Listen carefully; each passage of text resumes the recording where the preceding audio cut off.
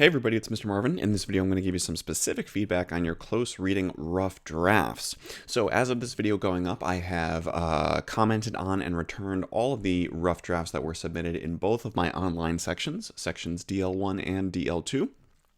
And the way to see my feedback on those rough drafts is to go into My Grades, and then next to your rough draft assignment, you should see a little speech bubble, and if you click on that, you should be able to see all of my specific comments.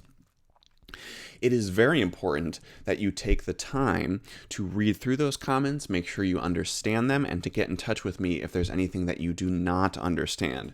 Remember that this is a two-way street, especially in the online format. So I can give you advice and feedback and tell you what needs fixing and that sort of thing, but it's up to you to take ownership over that feedback and to make sure that you implement my changes. Okay, it's not a good look if I spend my time giving you feedback and then I see all those same mistakes later on in your final draft. So please don't hesitate to get in touch if you have any questions, and by all means, please do post in-course questions because I leave very similar comments on many different essays as I read them. I also want to reiterate that what the purpose of the rough draft is. So the rough draft is to just kind of start the essay and see how it goes. The rough drafts are only worth 1 point, so as long as you submitted it and did it on time and roughly hit the word count, you would have received the point for that. Keep in mind that I don't fix every single grammatical error. As much as I can resist anyway. I do tend to point out some major grammatical errors, and we'll talk about some of those in a little bit. But that's why it's important to not just read my overall feedback, but also to look at the specific inline comments that I leave, because I'll point out fragments and run-ons and comma splices and these sorts of things. Not that I'm going to fix every single one, but again, trying to call your attention to things that need fixing or that need your attention. And if you don't understand why something needs fixing, by all means, please do contact me. That's what I'm here for. All right, so what I do, so this is the first time, right, this semester. So what I do when I read these rough drafts is I keep a running list of common issues that I see across the board. And then I make a video like this that sort of batches all of them and kind of gives you a bunch of different things to think about. So what I recommend is at the very least, as you're watching this video, to have a blank piece of paper and a pen handy so that you can take notes. It also doesn't hurt to have a copy of your own draft printed out so you can consider my feedback in the context of your own paper. But at the very least, be prepared to write down the things that you want to remember as you continue to work on this paper over the upcoming week. You won't need to write down all of these things because not everything I say in this video will apply to every single one of you. But you will want to remember some of the key points to make your paper better, right? Because that's why we're going through this 3-draft process. I would like to sort of begin by encouraging everybody by reminding everybody about the importance of following directions.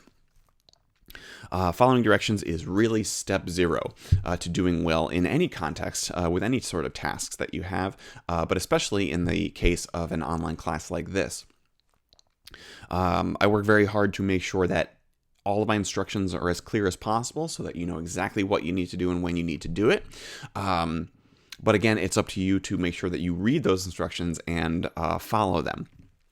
So for example, those of you that have watched the How I Grade Your Essays video know that a third of your point total for each essay is the formatting of your paper. And that's why prior to submitting this rough draft, I asked you to read the MLA formatting guide in course resources and watch the MLA formatting video. And despite that, there were quite a few rough drafts that did not follow MLA format to varying degrees. And that's not a big deal for the rough draft because, again, the rough drafts are either you did it or you didn't. So the formatting doesn't really count, so to speak. But still, you know, I do give you all these tasks and these assignments in a specific order, and I am expecting you to do them. So if I tell you to watch the MLA formatting video and you don't, or you watch it and you don't follow those lessons for one reason or another, that's not setting yourself up for success. So it's important to follow all the directions that I give you and to get in touch if there's anything that you don't understand. Again, one of the challenges of the online format is that if I tell you to read something or tell you to watch something, I expect you to do it. If you don't do it, then first of all, I won't know that until later on when I grade your assignment, and then that's how points get lost. So don't think that all the stuff on the course outline is just there to I don't know, as busy work or something, right? It's there because you need to do those things before the big points sort of are at stake, you know? So, yeah, I think that's enough said about that. Let's see. So I just want to reiterate the importance of following the assignment sheet. Most of you, I think, did pretty well with this. It seems like most of us read the assignment sheet closely and watched the explanation video about the assignment as well, about the Sarah McLaughlin video, and that's good. Obviously, this paper is about analyzing an author's rhetorical choices. That means analyzing how they use language and trying to figure out how they make specific writing decisions to try to reach their audience and achieve their purpose. And I think most of you made an effort to do that, which is great. If you didn't do that, then you're already way off base. Okay, so when I tell you to write a paper that analyzes rhetoric, if you just give me a paper that summarizes, or if you just give me a paper that tells me what you think about climate change or whatever your topic was about, whatever the article was about, you're not following directions, okay, right off the bat. And it's not a good strategy, again. So, the assignment sheet here, again, I know it's got a lot of words on it compared to other assignment sheets that you might have gotten from other classes, but that's because I try to make every sentence and every word in the assignment sheet count. So everything on here is there because I think it's important for you to know and for you to be aware of and for you to strive to accomplish in your essays. So one thing that I've been telling to my 101S class on campus this semester is that it's a good idea to revisit the assignment sheet and, in our case, the assignment videos periodically throughout the process. So it's easy to sort of just, read the assignment sheet and maybe watch the video and then think, okay, Mr. Marvin wants me to pick an article and write about it. Okay, whatever. And then you just kind of do it and submit it. But it's a good idea after you've attempted the assignment to go back and look at the assignment sheet again or rewatch the explanation video and ask yourself, did I do what I set out to do? Did I do what Mr. Marvin is asking for in the assignment sheet or in the explanation video? That's a really good habit to get into because, again, even if you read the assignment sheet and watch the video and really understand it, the process of doing the assignment, you're trying to pull it off. You're trying to do the assignment, and it's easy to sort of forget about some of the specifics that the assignment sheet is asking for, or that the video actually mentioned. So I hope that makes sense. So please do get in the habit of revisiting the assignment sheet and the explanation materials throughout your writing process. That's the best way to ensure that you are doing what your instructor is asking for, which is, of course, is step one in earning as many points as possible. Let's see here. What else do we have? I don't think I need to. I have a whole video that goes through this assignment sheet, so I'm not going to go through it again here. The only thing that I will emphasize one more time is, these are the things that your essay should do. But once again, these first three really should be pretty short and sweet. I saw a couple of drafts where we have a whole paragraph about the author and a whole paragraph summarizing the article and a whole paragraph about the audience and purpose. That's why I say don't do one paragraph per bullet. If you spend entire paragraphs on these first three things, you're going to run out of words. And really what you should do is tell us who the author is, a sentence or two about, what their credentials are. Give us a quick lightning summary of what the article is about. Again, few sentences. Tell us who the audience and purpose is. But you're doing all of that in service of analyzing the author's rhetoric. So you're telling us who the audience is and what the purpose is, because your analysis of the specific quotes and specific things in the article should all be in service of explaining to us how they're trying to reach that audience or how they're trying to achieve that purpose. So again, these first three things, your essay should do that, but again, you don't need to spend a ton of time on it. Most of these three things I think can really be done generally in your intro, or at least in your first couple of paragraphs, and then get right to the rhetorical analysis.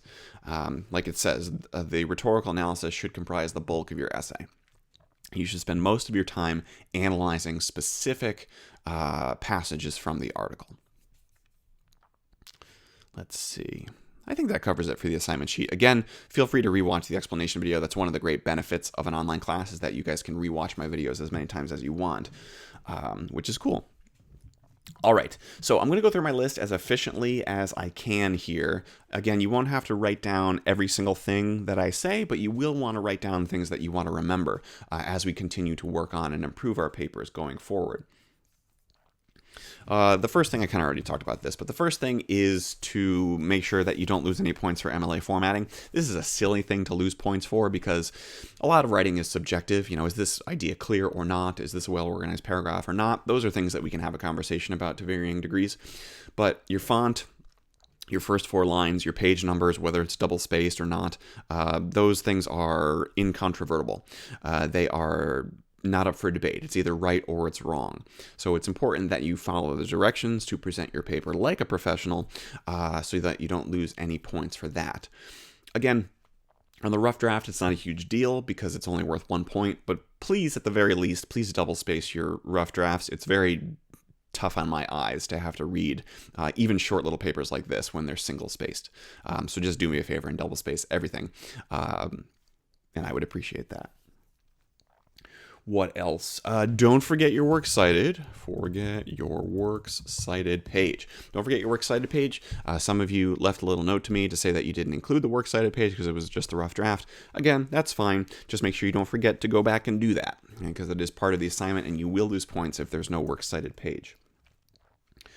At this point, I would like to emphasize the importance of the writing center. So as I declared in the Is This the Right Course for You video at the beginning of the semester, this is a college-level composition course. And as you can see from the close reading assignment that you're doing for essay number 1, we are here to do some pretty hardcore, high-level critical thinking, critical reading, critical writing. And because of that, we don't really have time to talk about grammar other than in the quick sort of guerrilla style where I throw a bunch of things at you in a video like this. But obviously, we don't have any dedicated grammar lessons or units about grammar. So because, again, this is college level, we assume that you know how to put sentences and paragraphs together. So if you're struggling in these areas, that is something that you do need to take ownership of and address sooner rather than later. It is challenging enough to do the kind of critical thinking, reading, and writing that we're doing in this class. It is, I'm not going to say it's impossible, but it's even more difficult if your sentences are fragmented, or if your sentence level issues are severe enough to the point where your reader has difficulty understanding you. So clear writing is clear thinking is a famous writing adage, and if your writing is not clear, that suggests to your reader that the thinking is not clear. So again, we don't have a lot of time to talk about subjects and verbs and fragments and run-ons and these sorts of things, so please do use the Writing Center. They are there for all of us, regardless of our experience with the English language. And they can help you sort of iron out some of these grammatical things. Like I said, I don't fix all of those on the rough drafts, but I will point them out fairly frequently just because I can't resist pointing out those things. So, and I've tried to get more useful in my feedback, and I'll show you some examples in a little bit, but I've tried to get more useful in my feedback, so not just saying comma splice, because you may be like, what is a comma splice? I don't know what that means, and then you can't really do anything about it. So I try to not just point out what is wrong, but also tell you why it's wrong and how to fix it. And if I don't do that, please do get in touch with me, and I'd be happy to help you further. So yes, please do use the Writing Center. It is never a bad idea to get additional feedback. If you do go to the Writing Center, I would recommend asking for a professional tutor. And keep in mind that you don't need to go there in person. You can also email drafts to the email address that we have listed here. Moving right along. Oh, the course resources area. So this semester, I have started trying to compile more resources for how to deal with some of those grammatical or stylistic or sentence level things that we don't have time to do actual lessons about. So if you go into the course resources area in Blackboard in the sidebar, you will see a couple of handouts or links, that is. I've been linking to the University of North Carolina's Writing Center webpage. They have some really comprehensive resources there about sentence fragments and run-on sentences. There's a thesis statements link in there also. So again, it's just more exposure to these ideas, to these materials, to these concepts. So I strongly recommend taking your time to go take a look at those. Again, it's easier to not go look at them, right? Just like it's easier to not go to the gym. But if you go to the gym, it has more benefits for you in the long run. Likewise, it's much easier to just ignore your instructor's advice or to not go the extra mile, to take the extra 20 minutes to read about sentence fragments or read about run-on sentences. But if you do take those few minutes, it will be to your benefit in the long term. Short-term pain, long-term gain? Sure. All right, oh boy, this list is pretty extensive, so I'm going to try to move as efficiently as I can. Let's talk about titles first. So your titles of your essays should be original, they should be creative, they should be unique, they should be punchy. Shouldn't be essay number 1, shouldn't be close reading, it shouldn't be the title of the article. Okay, the title of the article is not the title of your paper. That doesn't make sense. Your essay is about the article, and your title should reflect that, but you should not use the article's title as your own title. Make sure that you always focus on the how and the why. That's really where your analysis comes in. It's very easy to tell us the who, what, and when, and where of an article, but that's not really what your reader's interested in. If they want to know those things, they can just read the article for themselves. What they're interested in is the how and why of the article. So her tone makes the article relatable. Okay, it's easy to say that, but you have to tell us how and why the tone is relatable. What specifically in this specific sentence has a certain tone, and what specifically about that tone makes it relatable? What does relatable mean? Okay, I can relate to it. That's an easy, something students tend to rely on a lot as a stand-in for analysis. It's more relatable. Okay, yeah, that's fine, but how is it relatable? Why is it relatable? Specifically, what is it that makes her relatable? Anne Lamott isn't just relatable, right? She's relatable because she's very self-deprecating, because she's very vulnerable, because she is very willing to talk about her flaws, right? That helps us feel a sort of kinship with her. So that's the kind of depth that you need to strive for. Always focus on how and why something works. Don't just say that it does. Tell us the how and the why. So that's a comment that I leave a lot. Again, paragraph structure is something that's super important. Let me talk about that first. So each paragraph should focus on one main idea, and that idea should support the paper's thesis. Everything, pretty much, that you write in the English language is going to adhere to traditional paragraph structure, where there's a topic sentence that introduces the main idea. There are body sentences that fulfill the promise of that topic sentence, and then there's a concluding sentence that wraps it all up. If your paragraphs don't do this, your paper is going to feel scattered and unfocused, and your reader is going to be lost. Okay, so you have to focus on one main idea per paragraph. If you're not doing that, you're making not just the reader's job more difficult, you're making your job more difficult too, because you don't know what you're supposed to be doing in this paragraph. So it's really important to stay focused at the paragraph level. One main idea per paragraph. In this paragraph, I'm going to talk about this. In this paragraph, I'm going to talk about this, and so on. You want to be careful, as such, about starting your paragraphs with quotes. Paragraphs should start with your own main ideas. If you start with a quote, you're not doing that. You're just kind of throwing a quote in your reader's face and then talking about the quote, and that doesn't help you maintain control of your essay. You want to establish your main idea. Anne Lamott's humor helps the reader to relax. That's your main idea. Then you give us a quote where she uses humor, and then you explain how that quote is humorous and how that humor helps us to relax, which is what you established in the topic sentence. Okay? So try to resist starting paragraphs with quotes. I know it's very easy to do that because you're like, I don't know what I'm going to write next. I'll just put this quote in here and I'll just talk about the quote.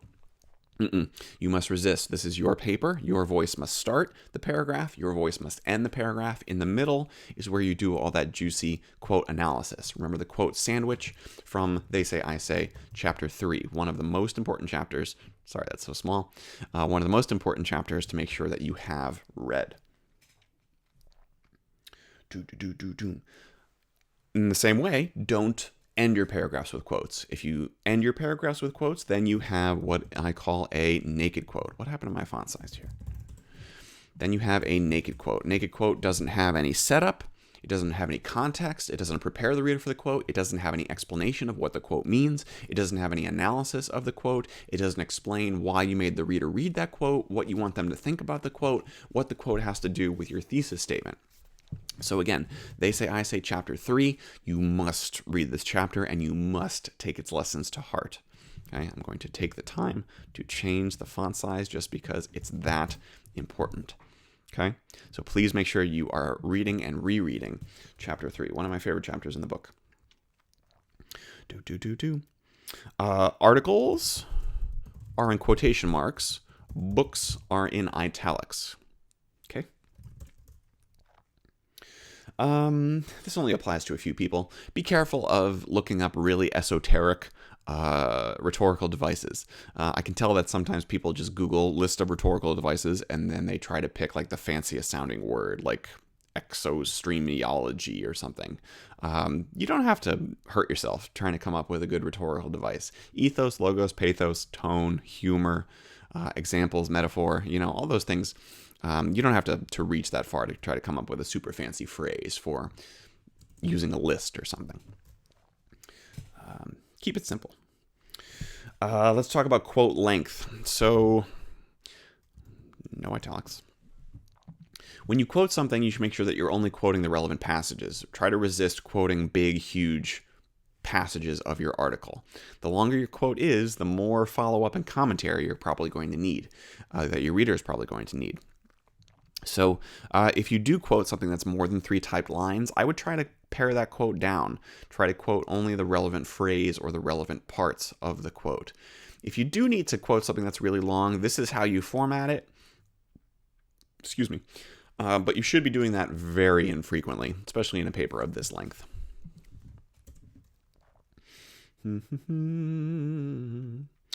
MLA parenthetical citations. MLA parenthetical citations include only the author's last name and the page numbers. So I saw a lot of paragraph 3 or whatever. I saw a few like years, article titles, things of that sort. You only need the last name and the page number. If it's an online article, there are no page numbers, so you don't need to worry about that. And if you introduce the quote with the author's name, then you may not need a parenthetical citation, and that's fine. Okay, but you only need author's name and or the page number in your parenthetical citation. Don't worry about putting anything else in there.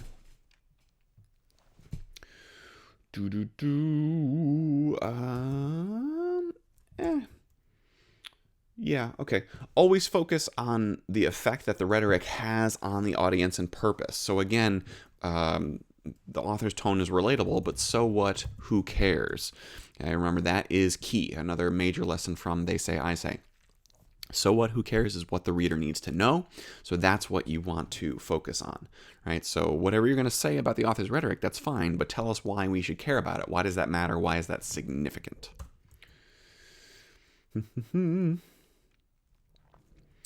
Conclusions and intros are not, I think I made a new shortcut for this.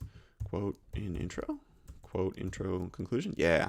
Generally, you should avoid quotes in your introduction and conclusion. These are paragraphs that should introduce or wrap up your topic and your thesis, respectively, using your own words. You shouldn't really be putting quotes into your conclusion or into your intro. It's too early or too late in your paper to be getting into specific details. It's not to say that you can't use a quote sort of as a hook for your essay once in a while. But generally speaking, your intro and your conclusion, much like your topic sentences and your concluding sentences, should be your voice. Okay? Again, coming back to the quote sandwich idea. Don't beat around the bush talking about what rhetoric or logos is. Get right to the article. Yeah, it's a short paper, right? So you don't need to spend a lot of time telling us that rhetoric is the study of using language effectively. You're just wasting words. And you can assume that we know what rhetoric is because I've already taught you what those words mean. So you can just get right to the article. Try to get right into the real juicy stuff that we care about. I know it's easy to sort of be like, oh my gosh, 500 words. How am I going to possibly do that? And to try to, just throw whatever you can think of into your essay to hit the word count faster. But that's not the best strategy, of course. You always want to, again, revisit the beginning of your article and ask yourself, can I delete some of this fluff at the beginning, perhaps? Maybe before you got into a groove later on. Maybe you can strengthen the beginning of your essay or trim it down, make it more concise. Lean and mean. We already talked about titles, but we did not talk about title case. Title case refers to capitalization. You should capitalize the first word, the last word, and all words that are not prepositions, like of or by, or articles like a, an, and the. This goes for your titles of your essays, and it also goes for the article titles that you use. I know in the internet age, people are very casual or cavalier with their capitalization for their articles that they publish on the internet. But even if they don't capitalize their titles in this way, I recommend that you do it in your MLA formatted papers, because that way the reader won't think that you made a mistake by not capitalizing it properly. What else we got? We already talked about that. That's good. Skipping some duplicates here. Back-to-back quotes. Be careful of citing back-to-back quotes. Okay? If you give the reader 2 quotes, that means you now have 2 things to explain and 2 things to analyze and 2 things to tie back to your topic sentence and 2 things to tie back to your thesis. You're making your job harder. You're making the reader's job harder. Think small, 1 thing at a time. Okay? 1 word at a time, 1 sentence at a time, 1 idea at a time. Okay? 1 quote at a time. Again, don't use quotes back to back just to fill up your paragraphs. Man, I wrote that many, many times. Be careful of citing quotes back to back. Commas. Oh, man. I really should just do an hour-long video about commas, so I'll put that on my list of things to do. But commas are obviously one of the most common pieces of punctuation that I have to fix in student writing. And commas are really tricky. There are, I think, 11 different ways to use commas. And that sounds like a pain, right? And you might think, well, I'm never going to learn how to do that. Oh well, I'll just continue to write without knowing how to use commas. If that's your attitude, I encourage you to reconsider. You can take half an hour or an hour sometime, and maybe over several evenings, and learn how to use commas. And if you do that, your writing will improve immeasurably. There's a link in the course resources area to the Purdue Owl's website, Purdue Owl Online Writing Lab. And they have an extensive page about how to use commas with a bunch of examples. You know how to do most of these. It's just that you don't know that you don't. That you don't know that you know. You don't know sort of the reasoning or the logic behind it. So you don't use commas just whenever you pause or whenever you take a breath. I mean, kind of, but you need to know the actual theory behind it if you're going to avoid making mistakes. And we want to avoid making mistakes because we are judged on the quality of the work that we produce. And that includes punctuation and using it correctly. So check that out. One use of commas that I will mention specifically is the comma splice. The comma splice is when you have 2 complete sentences. I went to the store. They were out of cookies. Probably post-Valentine's Day. This is a complete sentence, right? I went to the store. I is the subject. It's who or what the sentence is about. Went is the predicate. It's what the subject is doing. And to the store, what is a prepositional phrase? It turns the sentence into a more complete thought. Same thing for they were out of cookies. So if this is a complete sentence and this is a complete sentence, can I just put a comma between them? No, you cannot. That is a comma splice. You're splicing 2 complete sentences, and you can't do that. A comma is not strong enough to do a period's job. If you're going to use a comma here to turn it into one long sentence, you have to send in reinforcements with a conjunction like and or but or yet. The alternative, of course, is just put a period there. Obviously, that sounds a little bit different because the period is a stronger pause than a comma.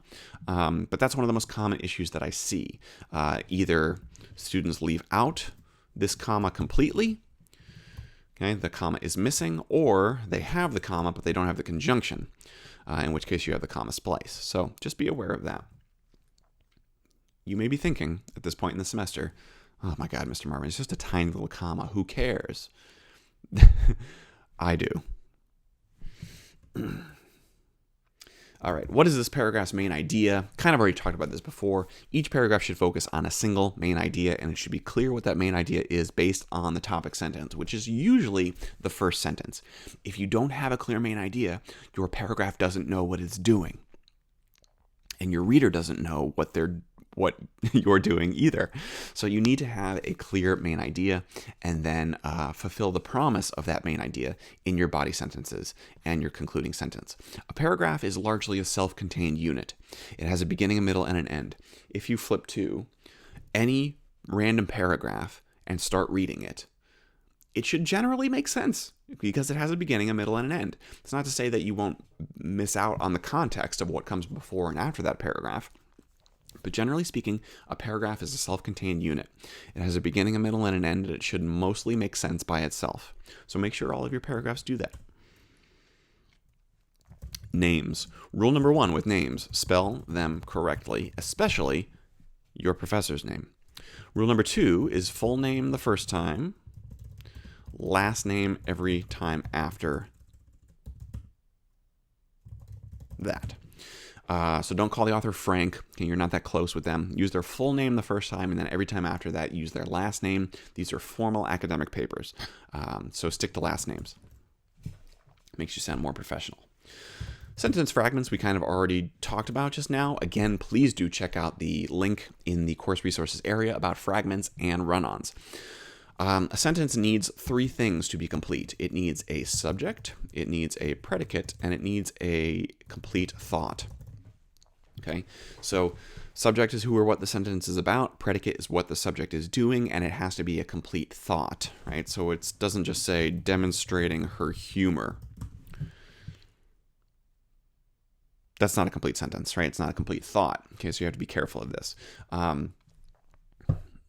You should know what a sentence fragment is by now. You should know how to avoid them. If you don't, you have to get on top of this very quickly. Again, check out the link in course resources. It gives you a bunch of examples, and we'll go through it in much more detail that you can read at your own pace rather than me trying to cram it in right here. On the other hand, you have run-on sentences. Run-on sentences go on for too long. They've got too much going on. This could be because of a lack of punctuation, or it could be just because there's too many words. When you run for exercise, you start to breathe heavily, right? So when you read a run-on sentence out loud, you start to run out of air because the sentence keeps going and it starts off talking about this, but then it decides to also talk about something else, and now it's talking about a completely different thing, and by this point we've gone on to like 2 lines, 3 lines, 4 lines, and all of a sudden there's been no punctuation, and how am I supposed to know when to stop? That's very bad for your reader's experience, so you have to avoid run-on sentences. Again, link in the course resources. Check it out. Stick to present tense when describing articles. So you always say the author explains. You don't say they explained in the past because the article still exists in the present. So in the article, the author explains. I know that they wrote it in the past. I know that you read it in the past. But for the sake of formal papers like this, we use present tense. First person. Saw a decent amount of first person in these rough drafts. First person, of course, is I think, I feel, I believe, in my opinion, these sorts of things. As They Say, I Say talks about, the first person is a tool.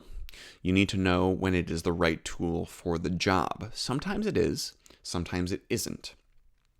We're very comfortable writing this way because it's easy to tell me what you think or what you feel or what you believe or what your opinion is. But your writing will benefit tremendously if you learn how to reduce your reliance on this kind of language. Instead of saying, when I read the article, I found the author's humor helped me to relax. Okay, this sentence uses a lot of first person. In formal academic papers like this, most of the time you want to avoid relying on the first person. Think back to the thesis statement video, which you have definitely watched by this point. When you have a lot of first person, the focus is all about you, and it undermines the argumentative qualities of your essay. What this class is about is the ideas. It's not on the fact that you have thoughts so much. And I don't mean that in a crass or rude way, because this is your idea. You just need to present it in a way that puts the focus on the idea itself rather than on the fact that you think that. So if you say, when I read the article, I found the author's humor helped me to relax, that's fine. But this sentence would be more appropriate if I told you to write an essay where you tell me what you think about an article. You know, this is like a personal reaction, and there's nothing to be debated here. There's no argument. There's nothing formal about this sentence. What is debatable is the idea of the author's humor, and perhaps the fact that it has the effect of relaxation, or that it helps the reader to relax. So it's very simple to improve this, to eliminate the first person, and strengthen your sentence tremendously. Instead of saying, when I read the article, I found the author's humor helped me to relax, you can just argue the author's humor helps the reader to relax. And you go into how and why, of course. Okay, but this is very simple. Okay, all you do is take the I out of it. You disassociate yourself from the ideas. That way the reader can concentrate on the ideas and not on the story of how one time you had to read an article for English class. You know?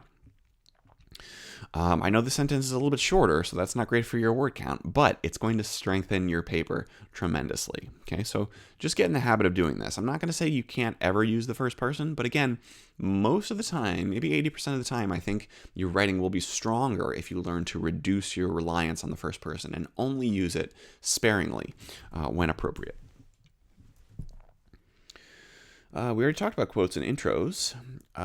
The author states, comma, here's the quote, end quote, here's page 47, period. Please note the punctuation here. Period goes at the very end of the sentence. If you put the period here, now you have a sentence that starts with 47 in this quote. That doesn't make sense. Okay, so the period has to go at the very end of the sentence before you start your new sentence. Finally, try to avoid effusive praise. So don't say that the author does an amazing job. Don't say that the author does a great job using logos.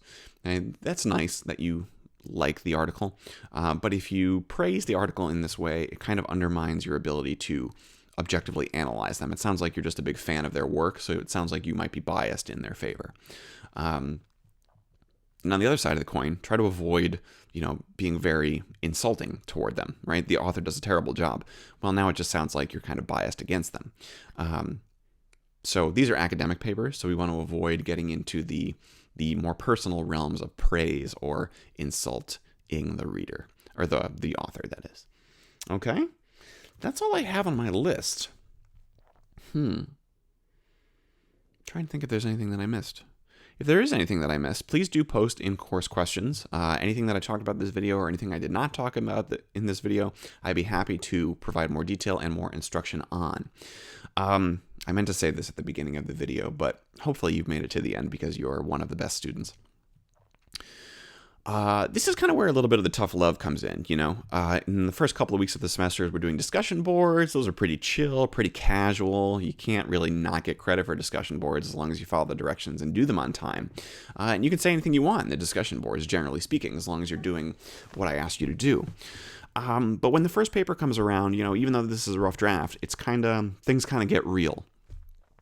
You're reading feedback from me, and this is the first time you've gotten specific feedback and criticism from me, and you may not have known exactly what to expect, this being your first college-level writing course, and either way, whether it is or not, this being your first time getting feedback from me. So I understand that things might feel a little bit more serious right now, or a little bit scary, for lack of a better word, but I am here to try to help you do as well as you can in this course. I do need to see a certain standard of work, a certain quality of work by the end of the class in order to allow you to move on, but I by no means want to hold you back from doing that just out of malice. Not passing a course for me is a matter of not being ready to move on to the next level where things will get more challenging and more difficult. So I am here to help you as much as I can and as best as I can in the 15 weeks that we have together. So I hope that comes through. Obviously, I have a lot of papers to read and comment on, and as you can see, I have a lot of shortcuts to save myself the time of having to write the same comments over and over and over again. But I hope that it comes through that I do care about your success, and I am here to help you even though we're in an online class, and I encourage you to post in course questions as much as is needed. Okay?